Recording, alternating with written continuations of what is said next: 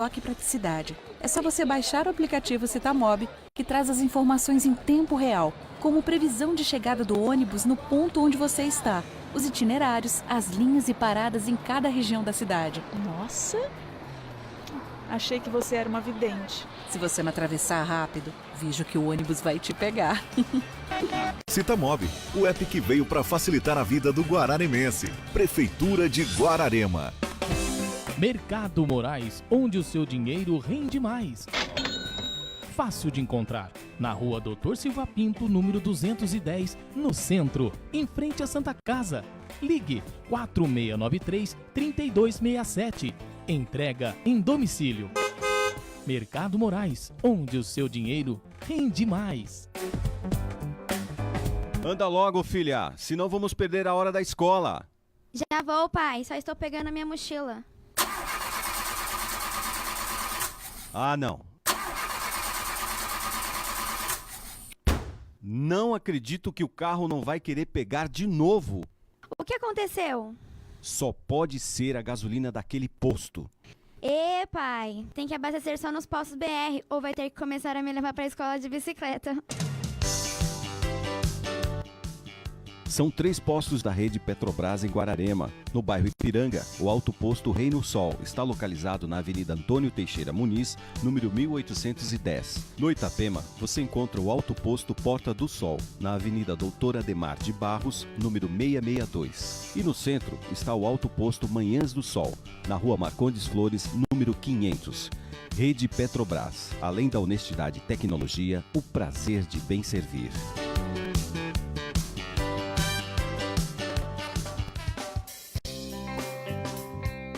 Começa agora na Mega FM o programa Espertos como Serpentes, com a apresentação de José Freire, fatos do cotidiano, variedades e conselhos para o público jovem. Você acompanha aqui.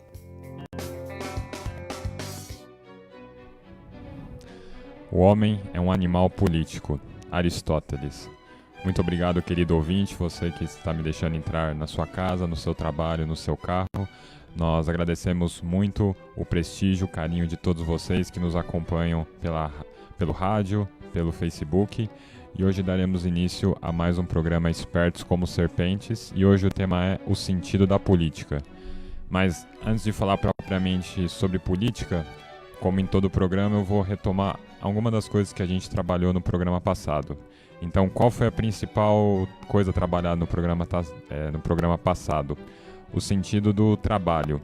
E eu falei que o trabalho ele tem 3 sentidos. Primeiramente, o trabalho ele é o meio pelo qual você prove o seu próprio sustento e o sustento de outras pessoas.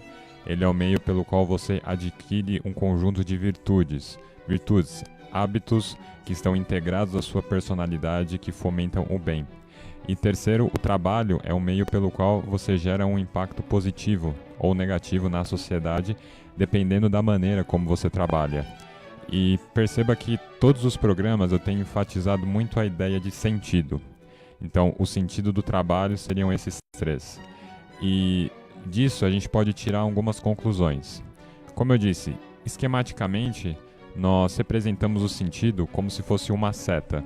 Então, existe uma necessidade, por exemplo, a fome, e existe um objeto que satisfaz essa necessidade, que é o alimento.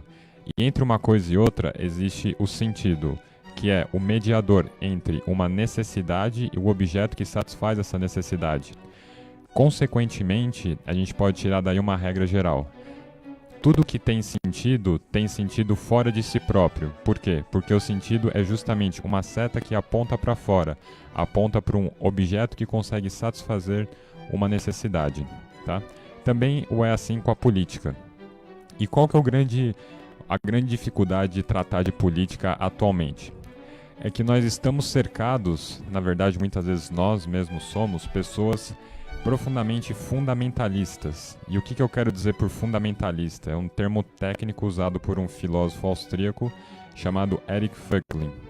Fundamentalista é uma pessoa que acredita em palavras e frases independentemente do que elas significam. Ou seja, é aquele sujeito que defende democracia sem jamais ter parado para pensar o que democracia significa. é aquele sujeito que pede direito à saúde sem jamais ter refletido qual que é o conteúdo do direito à saúde, o que exatamente significa direito à saúde. Então, se vocês pararem para pensar, nós estamos numa época em que as conversas se assemelham muito a conversas de pessoas malucas entre si. Por quê? Porque você tem uma pessoa que está defendendo uma coisa que não sabe o que significa e você tem outra pessoa rebatendo sobre uma outra coisa que ela também não sabe o que significa. Por isso que a maioria esmagadora das discussões no âmbito das redes sociais, até mesmo no âmbito acadêmico, são absolutamente inúteis. Por quê? Porque ninguém sabe ao certo do que está falando. São pessoas que simplesmente estão trocando símbolos verbais, palavras um com o outro. E isso empobrece profundamente o debate, especialmente o debate político.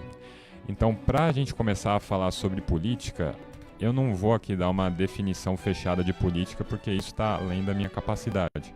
Mas eu vou apresentar algumas ferramentas para que a gente possa começar a pensar sobre a política e que maneira nós podemos usar para escolher candidatos que vão exercer posições de autoridade na nossa sociedade. Então, para fazer isso, eu me baseei neste livro aqui, Como Pensar sobre as Grandes Ideias, do filósofo americano Mortimer Adler, tá? Então, eu já dei uma dica para vocês sobre como começar a pensar sobre política.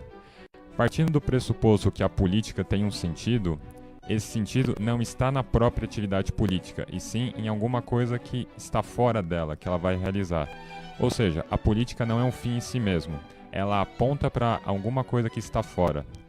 Se a gente for analisar o trabalho de alguns autores, desde a antiguidade até a modernidade, a gente percebe que em vários trabalhos está presente uma expressão chamada bem comum. Existe uma série de debates doutrinários acerca do conteúdo do bem comum, o que seria o bem comum. Mas acho que a maioria esmagadora dos pensadores, pelo menos até o início do século XX, reconhecem que existe alguma coisa que se chama bem comum. Eles talvez possam discordar do conteúdo, do que consiste esse bem comum, mas algum tipo de bem comum existe. E perceba que quando nós falamos um bem comum, não se trata do bem do José, do Pedro, da Maria ou da Carla. É alguma coisa que beneficia toda uma coletividade, independentemente das pessoas que a compõem. Então podemos pensar segurança. Segurança é uma coisa que beneficia todo mundo. Ou seja, todo mundo gostaria de andar nas ruas sem medo de ser assaltado. Liberdade. Todo mundo gostaria de ter o direito de ir e vir. Existem um conjunto de coisas que beneficiam toda uma coletividade e não algum grupo específico. Então, quanto mais a atividade política, melhor dizendo, se aproxima da realização do bem comum, mais saudável é a política de determinada sociedade. E quanto mais ela se distancia, mais ela busca beneficiar determinados grupos de interesse que têm algum tipo de interesse em terem seus direitos representados. Na verdade, não sendo propriamente direitos, mas sim privilégios.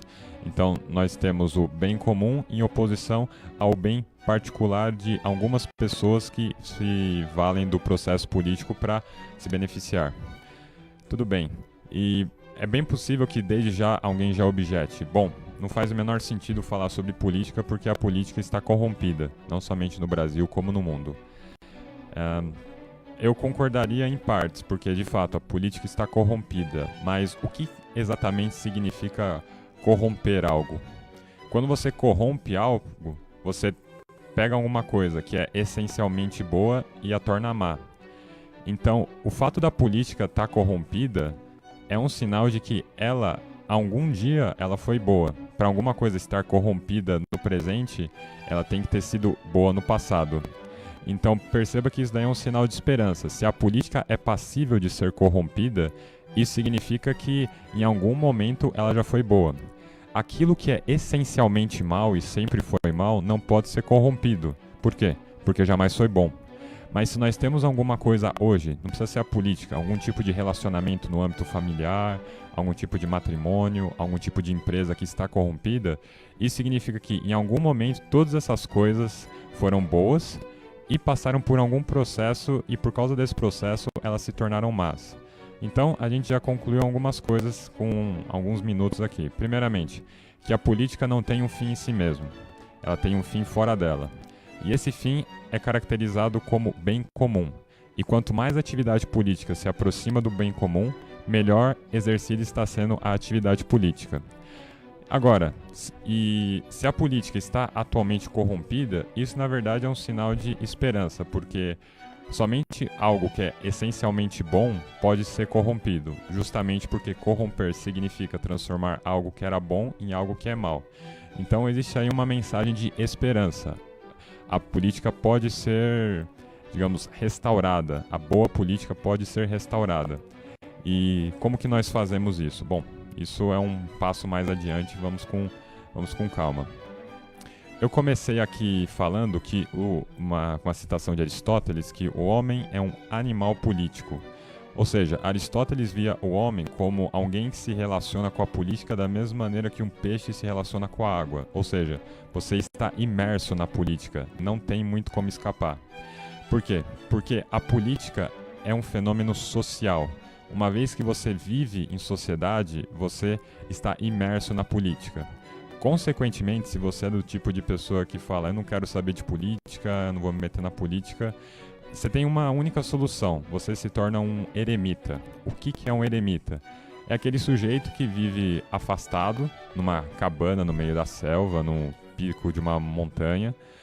Para aqueles que, já que é um programa dedicado aos jovens, para aqueles que cresceram ou assistem Dragon Ball Z, conhecem muito a figura do Mestre Kami, que é aquele velhinho que vive numa ilha no meio do oceano, aquele que é um eremita. Ou seja, a menos que você tenha a pretensão de ser como o Mestre Kami, melhor você começar a tirar o seu cavalinho da chuva que você vai conseguir escapar da política. Então, muito bem, a política é algo, em certo sentido, inescapável, porque ela é um fenômeno social, é uma manifestação social. Tanto isso é verdade que a palavra política está ligada à palavra polis. O que era uma polis? Polis era o nome que se dava às cidades na Grécia Antiga, na Antiguidade Grega. E a principal cidade na Grécia era a cidade de Atenas, o berço da filosofia. E a ideia que se tinha de filosofia na época é um pouco diferente da que se tem hoje. A filosofia consistia num conhecimento abrangente da realidade que fazia parte dela ética, política, estética, etc. Então, a política era concebida como uma categoria de conhecimento, parte da filosofia. E o objetivo da política era qual? Você descobrir, por meio do estudo, da formação, as regras, os parâmetros necessários para que você tenha uma sociedade pacificada socialmente, uma sociedade harmoniosa, bem organizada. Ou seja, a política, como eu disse, a própria palavra já indica que ela é um fenômeno social, vem de polis. E peguemos, por exemplo, o clássico de William Defoe, Robinson Crusoe, aquele sujeito que fica preso, perdido numa ilha. Não faz o menor sentido falar de política naquela ilha, porque ele é a única pessoa que lá está. Mas em dado momento do livro, se vocês o lerem, vocês descobrirão que ele recebe a visita de um índio chamado Sexta-feira. A partir do momento que Sexta-feira entra na ilha, você começa a ter aí, digamos, o início de uma atividade política, porque você tem aí o início de uma sociedade. Robinson Crusoe não é mais um eremita, ele está entrando na sociedade, entrando no que a gente chama de civilização. Tudo bem? Então, eu disse para vocês o que até agora? Que a política não tem um fim em si mesmo, tudo aquilo que tem sentido tem um fim fora de si, assim como na política. E que está pacificado que, pelo menos entre os pensadores até o início do século XX, que o fim da política deve ser o bem comum. Por exemplo, segurança, liberdade, assegurar alguns direitos fundamentais e etc. E que a política, embora seja ela corrompida atualmente, o fato dela ser corrompida é um sinal de que um dia ela foi boa e que é possível restaurar a política para que ela volte a ser boa. E a boa política é aquela que visa o bem comum, que não é o bem do João, da Maria, de nenhum grupo de interesse, mas sim o bem de toda uma coletividade. Eu disse que a política ela é um fenômeno por natureza social. Tanto é que a palavra política deriva da palavra polis, que era o nome dado às cidades gregas. A principal cidade grega tendo sido Atenas, o berço da filosofia, e o fato de própria palavra política ter surgido no contexto grego já mostra um certo ineditismo na história da humanidade. Ou seja, os gregos foram os primeiros que passaram a refletir de maneira sistemática e profunda sobre as principais condições para que você tenha um convívio social harmônico. Agora, qual é a primeira instituição social da qual se tem conhecimento na história? Não é a sociedade, mas é a própria família. E o que é que une uma família? Os laços de sangue. Então, o início de vamos supor que a própria sociedade está contida já, em certo sentido, na família. Porque da mesma maneira que numa sociedade nós temos figuras de autoridade, direitos e deveres correlatos, também é assim numa família. Você tem a figura dos pais, que são figuras de autoridade, que exercem autoridade sobre os filhos. E os filhos, eles têm um dever de obediência até determinado momento da vida. E posteriormente, os próprios filhos também eles têm direitos e deveres, os pais não podem fazer o que bem entenderem com os filhos. Então a gente tem numa sociedade um pouco o reflexo do que já existe numa família. Qual que é a principal diferença? É que a família é uma organização social em que seus membros são unidos pelo vínculo sanguíneo, enquanto que o que promove essa união entre os membros de uma sociedade? O direito, as leis. Não existe sociedade sem leis, não existe nenhuma sociedade sem algum tipo de vínculo jurídico entre os seus membros. Ainda que esse vínculo jurídico não seja formalmente reconhecido numa Constituição ou num Código Civil. Então, quais são os requisitos necessários para que a gente tenha sociedade e, por sua vez, política? Para que você tenha uma sociedade, primeiro, você precisa de pessoas, um povo, uma coletividade organizada em torno de algum tipo de vínculo jurídico que as mantém unidas, localizada num determinado território. Então, se a gente fosse pensar numa equação matemática, seria sociedade igual povo mais território mais lei. Qual que é o grande drama dos hebreus no Antigo Testamento, até um determinado ponto? É que os hebreus são um povo que não tem uma terra. E a promessa que é feita por Deus aos hebreus é justamente que, libertados do jugo do faraó e peregrinando pelo deserto, eles um dia chegariam a Canaã, a terra prometida, e aí sim eles seriam uma nação politicamente organizada. Tudo bem. Uma vez que você tem uma sociedade, uma nação politicamente organizada, aí vem a questão. Como que você escolhe as pessoas que vão exercer as funções de autoridade numa sociedade? Quais são os requisitos e os meios necessários para tanto? Vamos descobrir isso no segundo bloco. Tudo de bom, Mega! Falhas na partida do seu carro? O consumo de combustível aumentou? Danos no filtro de combustível, nas velas e bomba do motor? Perda de potência? Xiii! Acho que está na hora de abastecer em um local de confiança, hein? Vá até os postos da rede Petrobras em Guararema. Neles, você encontra combustível com qualidade garantida, além da maior linha de óleos, filtros e aditivos da cidade. E pode confiar, lá não entra gasolina formulada. São 3 postos de confiança na cidade. No bairro Ipiranga, o Alto Posto Reino Sol está localizado na Avenida Antônio Teixeira Muniz, número 1810. No Itapema, você encontra o Alto Posto Porta do Sol, na Avenida Doutor Ademar de Barros, número 662. E no centro está o Alto Posto Manhãs do Sol, Rua Marcondes Flores, número 500. Rede Petrobras. Além da honestidade e tecnologia, o prazer em bem servir. Você sabe o que rola aqui na Mega, domingo, às 10 da manhã? Programa Mega Festa. Produção e apresentação, Gomes Mazurca. Programa Mega Festa, domingo, às 10 da manhã. Vem pra festa! Quer saber o que acontece no mundo dos negócios? Acompanhe o programa Gazeta do Comércio em Foco, uma produção dos jornais O Novo e Gazeta do Comércio, em parceria com a Mega FM. A qualquer momento, notícias exclusivas para você.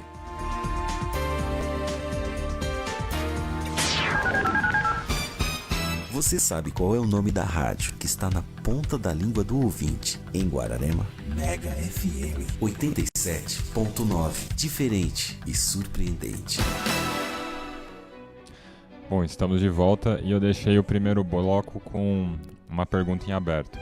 Quais seriam os requisitos e os meios necessários para que nós escolhêssemos os nossos governantes? Eu vou passar aqui alguns critérios com base no que os grandes teóricos da política escreveram durante a história da humanidade. Então, primeiro de tudo, um governante precisa ser uma pessoa virtuosa. E qual é a principal virtude que deve ter um governante? Bom, segundo o Platão e Edmund Burke, a principal virtude de um governante é a virtude da prudência. O que é a prudência? A prudência, ela é representada simbolicamente por uma balança. Por quê? A pessoa prudente é aquela pessoa equilibrada. É aquela pessoa que sabe tomar boas decisões. É aquela pessoa que sabe sopesar, colocar os prós e os contras e, com base nisso, tomar uma decisão que será a mais acertada, não somente no curto, mas também no longo prazo. E hoje de manhã eu acabei pensando, me veio à mente uma situação que talvez explique muito bem o que é essa virtude da prudência. Uma pessoa prudente é uma pessoa sincera e que fala a verdade, mas ela não necessariamente fala a verdade que o seu interlocutor está procurando. O que eu quero dizer com isso? Bom, isso é verídico. O Santo Atanásio, uma vez estava sendo perseguido numa cidade, só que seus perseguidores não conheciam o seu rosto, sabiam que eles tinham que capturar um tal de Atanásio, mas eles não tinham uma foto dele. Então Santo Atanásio estava escapando dos seus perseguidores, ele estava no limite da cidade até que um grupo de perseguidores o abordou, sem saber que era Santo Atanásio. Daí perguntaram para ele: o senhor viu o Atanásio? Perguntando para o Santo Atanásio. E, bom, ele não podia mentir, né? Porque um dos requisitos era não mentir, né? Então o que ele fez? Ele falou: sim, eu o vi. Ele estava há 3 horas embaixo da ponte da cidade. Isso de fato era verdade. Há 3 horas, Atanásio estava embaixo da ponte da cidade. Ele mentiu? Não, ele falou a verdade. Mas ele não falou a verdade que o comprometeria, que o faria com que ele fosse capturado. Ou seja, ele fez o que a gente chama no popular de sair pela tangente. Ele falou a verdade, mas sem se comprometer. Isso está errado? Bom, acho que não. Ele foi uma pessoa que demonstrou aí prudência, foi uma pessoa virtuosa. Ele falou a verdade, mas sem se comprometer com isso. Esse é o tipo de sabedoria, esse é o tipo de esperteza prática que a gente deveria procurar em todo governante. É esse tipo de sabedoria que é necessário muitas vezes para você sair num piscar de olhos de uma saia justa que algum chefe de Estado tenta te colocar numa reunião na ONU ou num comício político, etc. Então, um sujeito tem que ser virtuoso e a primeira virtude de todo homem de Estado é a prudência. Segundo critério, idealmente o político é aquela pessoa que exerce ou já exerceu algum tipo de carreira profissional, independentemente da política. Por quê? Porque a pessoa que é um político profissional que não tem ou nunca teve nenhuma atividade separada da política, existe uma tendência dele se distanciar demais do povo e não conseguir mais falar a linguagem do povo e não entender o que o povo está passando, o que o povo precisa, pelo que o povo clama. Eu peguei aqui alguns exemplos de líderes políticos que foram profundamente bem-sucedidos. Bom, a começar por o que a gente chama de pais fundadores dos Estados Unidos, ou seja, Thomas Jefferson, George Washington, James Madison. E eles eram políticos profissionais? Não, muitos deles eram comerciantes, fazendeiros, tinham seus hobbies. O Benjamin Franklin era inventor, gostava muito de estudar, etc. Mas eram homens que, bom, a gente está sendo oprimido pelo domínio colonial inglês, já que não tem ninguém melhor do que a gente, vai a gente mesmo, né? Então, eles que tomaram a frente no processo de independência dos Estados Unidos, que resultou em algo muito bem sucedido, porque afinal foi fundado uma nova república, e não somente foi fundada uma nova república, eles conseguiram derrotar a marinha, o exército britânico, que na época eram os mais poderosos do mundo. E quem fez isso? Um bando de fazendeiros e comerciantes. Não eram políticos profissionais.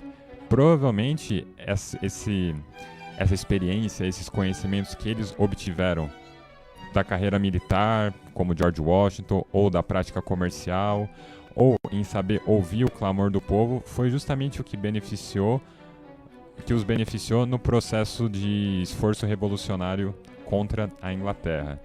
Então, se a gente for pegar, por exemplo, no século XX, segunda metade do século XX, quem foram os políticos mais bem-sucedidos?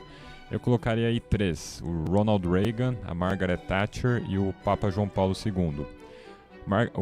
Vamos começar pelo Ronald Reagan. Ele era o quê? Foi salva-vidas, foi ator e foi líder de sindicato. É a última pessoa que você pensa que vai algum dia se tornar presidente e ser um dos catalisadores do fim da União Soviética. Margaret Thatcher. A família dela não era uma família de políticos. O pai dela era quitandeiro. E a formação original dela foi em química. E ela se tornou a primeira-ministra da Inglaterra e tirou a Inglaterra do controle do Partido Trabalhista e bateu de frente com os sindicatos, privatizou uma série de empresas e desregulou uma série de mercados. Teve um impacto marcante. Para quem quiser conhecer mais, assista ao filme A Dama de Ferro, com uma interpretação fantástica da Demi Moore. Não é Demi Moore, esqueci o nome dela agora. E o terceiro, Papa João Paulo II, que na sua adolescência, início da sua juventude, era um ator. Ele escrevia peças de teatro e posteriormente, ao se tornar bispo, ele teve que enfrentar a questão do comunismo na Polônia e, uma vez Papa, ainda mais, ele sendo polonês, teve que formar, digamos, uma aliança de quase que espiritual com o próprio Ronald Reagan e a Margaret Thatcher. Tem até um livro bem interessante chamado O Presidente, a Primeira-Ministra e o Papa. Essa aliança desses gigantes da política do século XX que catalisaram o fim da União Soviética e o fim do comunismo, ao menos no leste europeu e na Rússia, formalmente falando, porque muitas dessas ideias ainda permanecem muito disseminadas, inclusive na América Latina, convenhamos, né? Então, por que é importante você, em geral, escolher um político que não seja um político de carreira, de profissão? Primeiramente porque um político de carreira, existe uma tendência dele viver de uma forma apartada do povo, de não ter um contato com o homem comum. Mas existe outro motivo para isso, porque, em geral, políticos de carreira, políticos que querem se perpetuar no poder, são pessoas profundamente apegadas ao poder e que querem muito ter o poder. E não existe nada de errado em si com o poder, mas o poder tem uma forte capacidade corruptiva, ou seja, homens fracos, homens mesquinhos tendem a ser corrompidos pelo poder. Tem até uma frase do Abraham Lincoln: muitos homens podem suportar uma série de dificuldades, mas você quer testar o caráter de um homem, dê a ele poder. E a gente tem que ter muito cuidado com pessoas sedentas pelo poder, porque o que acontece? Essa pessoa sobe ao poder, no início ela fala que vai respeitar o rito democrático, muitas vezes para troca de governo, mas passa 2 mandatos, daí muda a Constituição para ficar mais 4 anos, daí fala que tem uma ameaça de golpe e você tem que acionar o exército, etc, etc. Ou seja, essas pessoas que gostam do poder, que querem se perpetuar no poder, que não tem nenhum tipo de pudor em usar força contra a população, muitas vezes desarmada e pacífica. É esse tipo de perfil que nós temos que ter cuidado. Então, disso daí a gente tira uma lição bem interessante, que é a seguinte: o melhor governante é aquele que não quer governar. O que eu quero dizer com isso? Acho que a maioria aqui deve ter assistido o desenho da Disney, A Espada Era a Lei, que conta um pouco da história do rei Arthur. Então, a Inglaterra passava por um processo de descentralização política, uma fraqueza interna muito grande, e havia uma espada fincada numa rocha e dizia a lenda: aquele que tirar a espada da rocha será o novo rei da Inglaterra. E pessoas de todos os cantos da Inglaterra tentaram tirar a espada da rocha, mas não conseguiram. E quem que foi a pessoa que conseguiu? Foi um menino, um tanto quanto frasino, de 13, 14 anos, chamado Arthur, que havia viajado para Londres juntamente com seu irmão, que ia participar de uma competição de cavaleiros. O Arthur percebeu que ele tinha esquecido a espada do irmão dele, ele caminhou, acho que estava ao lado de uma igreja, ele viu uma espada na rocha e pensou: vou pegar essa. Só que ele não conhecia a lenda, ele não sabia do que se tratava. E justamente foi ele que conseguiu, com 13, 14 anos, profundamente franzino, tirar a espada da rocha e foi coroado rei da Inglaterra. Só que ele se via como uma pessoa altamente incapacitada para ser rei da Inglaterra. E justamente ele se reconhecer como incapacitado, como indigno de exercer tal posto, era o sinal que ele justamente tinha vocação política. Porque isso mostrou que ele tinha uma virtude que é necessária para todo ser humano, mas especialmente para todo estadista, a virtude da humildade. E a pessoa que não tem como fim principal da vida exercer o poder político é aquela que vai ser mais desapegada do poder e aquela que, em geral, é a que mais vai respeitar a transição de governos e todo o jogo democrático. Por isso que eu disse, o melhor governante é aquele que não quer governar, porque é aquele mais propenso a estar desapegado do poder político. Podemos ver isso no A Espada Era a Lei, um excelente desenho, que não assistiu, eu recomendo que assista. Fala sobre a história do rei Arthur. Um outro ponto interessante é se formos analisar a figura do Aragorn no Senhor dos Anéis. Quem é o Aragorn? Ele é um sujeito que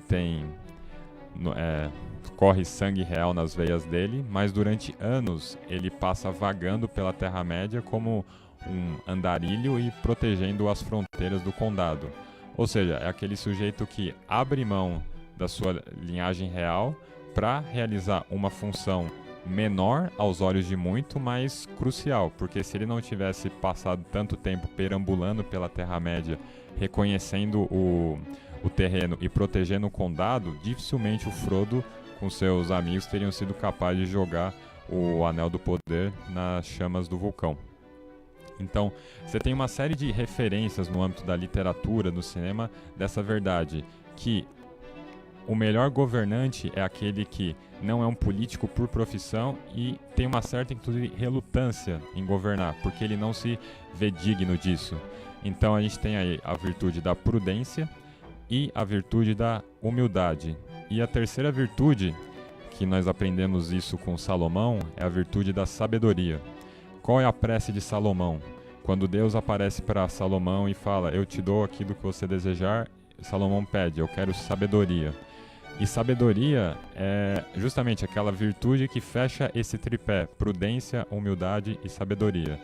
Porque sabedoria está ligado a você saber como tomar boas decisões enquanto você exerce o seu poder político. E como que você adquire sabedoria? Bom, formando-se intelectualmente e absorvendo experiência das pessoas que estão ao seu redor.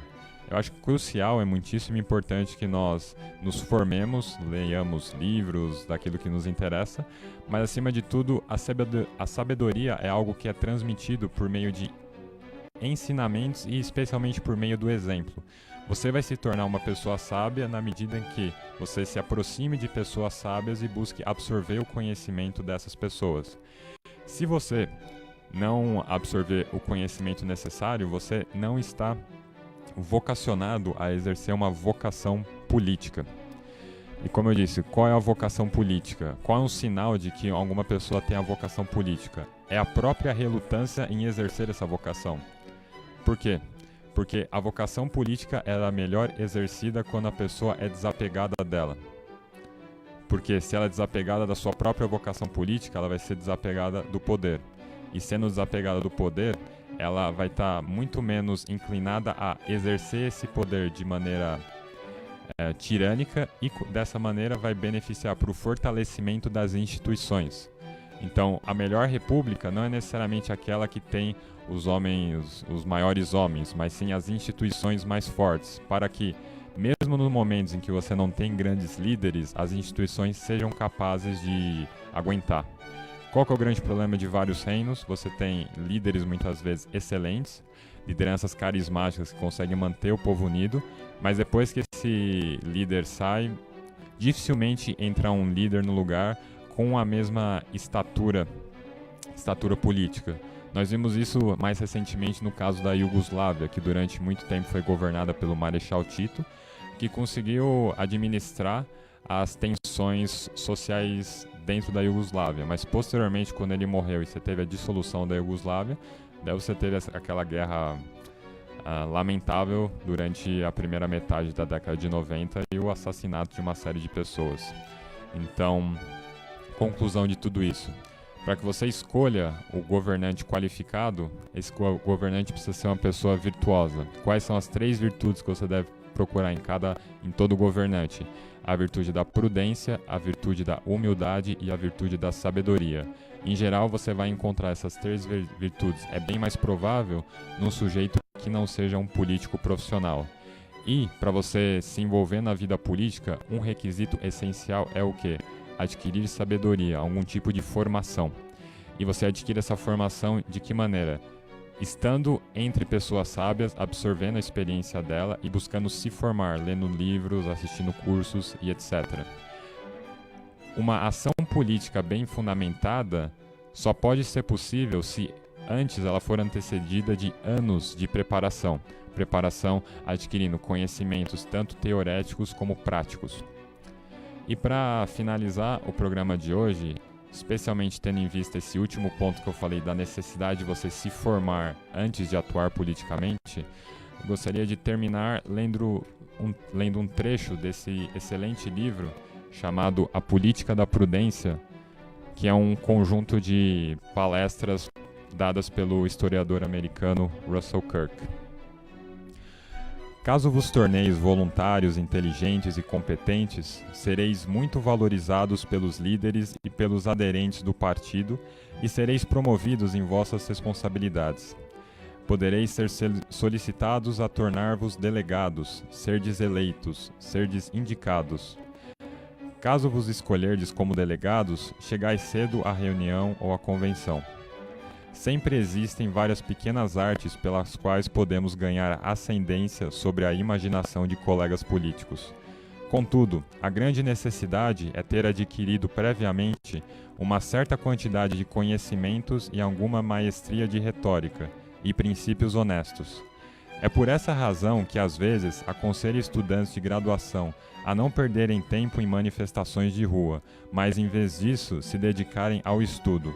Se Karl Marx, em vez de ficar lendo livros no Museu Britânico, tivesse passado os dias marchando ao redor desse edifício com um cartaz de "Abaixo a burguesia", preso numa tábua sobre os ombros, ora, se tivesse sido tão tolo, o mundo estaria atualmente em uma condição muito melhor. Meu nome é José Freire, eu sou apresentador do programa Espertos como Serpentes. Tenham uma excelente semana, um excelente feriado e fiquem com Deus.